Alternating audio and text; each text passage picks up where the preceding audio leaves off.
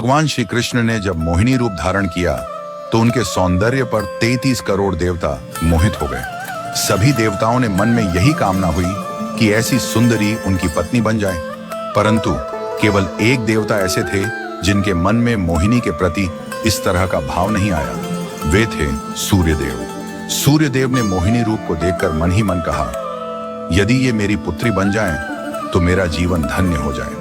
सूर्यदेव की इस भावना को समझकर भगवान श्री कृष्ण ने उनकी ओर कटाक्ष किया और संकेत किया कि उनकी इच्छा पूर्ण होगी। समय बीतने के बाद सूर्यदेव ब्रजभूमि में वृषभानु महाराज के रूप में अवतरित हुए। वृषभानु जी ने तपस्या की और ब्रह्मा जी से प्रार्थना की कि उन्हें ठाकुर जी की पुत्री के रूप में प्राप्ति हो। ब्रह्मा जी ने उनकी प्रार्थना को श्री हरि तक पहुंचाया। ठाकुर जी ने विचार किया कि वे नंद यशोदा और देवकी वासुदेव के यहाँ पुत्र के रूप में जन्म लेने वाले हैं, लेकिन प्रेम की स्थापना के लिए एक विशेष अवतार लेना होगा।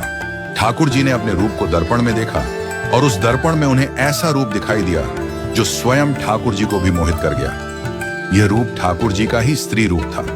उन्होंने इस रूप को स्थिर किया और लक्ष्मी जी के वस्त्रों, आभूषणों और श्रृंगार सामग्री का उपयोग करके इस दिव्य स्वरूप को सजाया। जब यह स्वरूप पूर्ण हुआ तो ऐसा प्रतीत हुआ मानो सूर्य और चंद्र का एक साथ मेल हो गया हो। यह दिव्य तेज इतना अद्भुत था कि स्वयं ठाकुर जी भी नेत्र मूंने को विवश हो गए। जब उन्होंने नेत्र खोले तो उनके सामने श्री राधा रानी का दिव्य स्वरूप प्रकट हुआ। श्री राधा के प्राकट्य का समय सुबह 4 बजे का था, जो ब्रह्म मुहूर्त का समय है। भगवान के अन्य अवतारों का प्राकट्य दोपहर 12 बजे या रात्रि 12 बजे होता है, परंतु राधा रानी का जन्म ब्रह्म मुहूर्त में हुआ, जो नए दिन की शुरुआत का प्रतीक है। यह इस बात का संकेत था कि प्रेम का प्रकाश संपूर्ण विश्व में फैलने वाला है। राधा रानी के अवतरण पर वृषभानु महाराज और कीर्तिदा माता के घर उत्सव मनाया गया। सभी गोप गोपियां ब्रजवासी आनंद में झूम उठे, लेकिन एक अद्भुत घटना ने सबको चकित कर दिया। राधा रानी अपनी आंखें नहीं खोल रही थीं। वृषभानु महाराज और माता कीर्तिदा इस बात को लेकर चिंतित हो गए। कई साधु संत और विद्वान उनके दर्शन करने आए, लेकिन किसी के भी प्रयास से राधा रानी ने अपनी आंखें नहीं खोली।